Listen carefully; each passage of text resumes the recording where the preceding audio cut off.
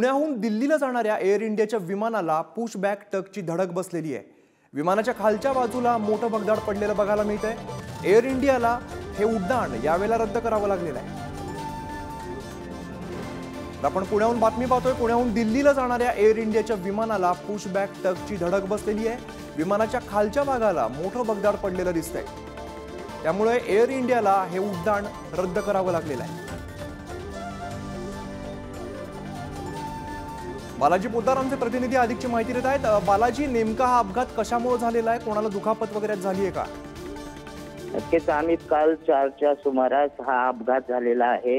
विमान एअर ट्रॅकवर नेण्या अगोदर जे विमान ढकलण्याची प्रक्रिया असते ते सुरू असताना हा अपघात झाला। यामध्ये कुठलीही जीवितहानी झालेली नाही। वेळीच वैमानिकाने यामध्ये सतर्कता बाळगून त्याची पाहणी केली आणि हे विमान रद्द करावं लागलंय। तब्बल 160 प्रवासी यामधून प्रवास करणार होते।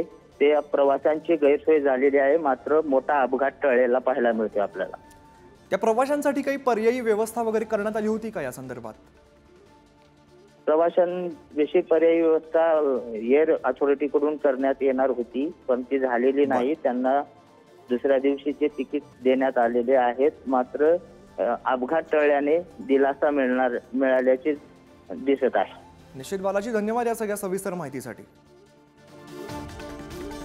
आपण दृश्यांमध्ये पाहतोय मोठं भगदाड पडलेलं बघायला मिळते। पुण्याहून दिल्लीला हे विमान जाणार होतं। एअर इंडियाचं विमान आहे आणि पुशबॅक टकची धडक बसलेली आहे, त्यामुळे खालच्या भागाला हे मोठं भगदाड पडलेलं बघायला मिळतंय। एअर इंडियाला हे उड्डाण त्यामुळे रद्द करावं लागलंय।